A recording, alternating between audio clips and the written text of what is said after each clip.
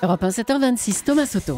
Pendant que certaines professions se mobilisent, pendant que le gouvernement essaye de faire avancer son pacte de responsabilité, il y en a un qui se fait très discret. Bonjour Caroline Roux. Bonjour Thomas. C'est Pierre Gattaz qui a visiblement décidé de baisser d'un ton, en tout cas pour le moment.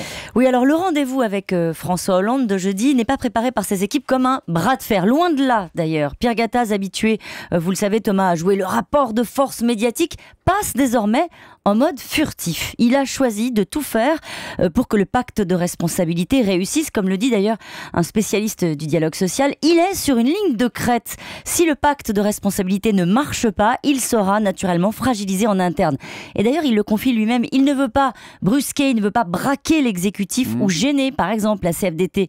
Ce sont en réalité des alliés de circonstance. Alors on est loin. Très loin, Thomas, du Pierre Gattaz, vous vous souvenez, qui pulvérisait les contreparties au pacte de responsabilité. Ça se passait au bazooka en marge d'une visite d'État de François Hollande aux États-Unis. Ça avait stupéfait tout le monde. Exactement. Et lors de son entretien avec le président jeudi, il n'y aura pas d'oukase. Ce ne sera pas sur ce ton. Il insistera sur 3 points concrets. D'abord, l'urgence. Ça, c'est vraiment un point auquel il tient d'avancer sur le pacte. 2, la vigilance du MEDEF au moment où une partie de la majorité veut rogner sur les baisses de charges pour les entreprises.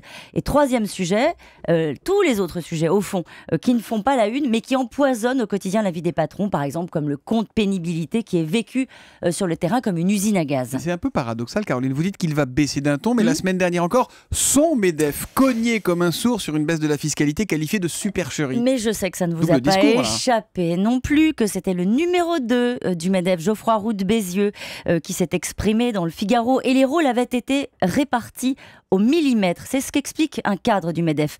Pierre Gattaz s'est pris des coups sur la tête. Il fait désormais attention. Il n'était pas mécontent de passer son tour cette fois-ci. Car comprenez bien ce qui se joue.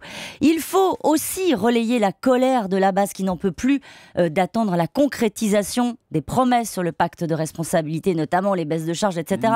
Et en même temps, il faut facialement, officiellement, tout faire pour sauver le pacte en coulisses. Mais ça veut dire quand même qu'il y croit un petit peu, qu'il pense que ce pacte peut aboutir. C'est pire que ça, il n'a pas le choix. Parce que quand vous parlez avec Pierre Gattaz de ce pacte, eh bien, il rappelle que c'est son idée, c'est lui qui l'a vendu au président. Il s'est exposé, alors il pourra toujours quand même sortir la sulfateuse pour dénoncer la trahison de l'exécutif si le compte n'y est pas. Il serait intéressant de voir s'il porte toujours son petit pin, ce 1 million d'emplois là, créé. On va faire attention. L'info politique de Caroline Roux, c'est tous les matins à 7h25 sur Europe 1. À demain, Caroline. À demain.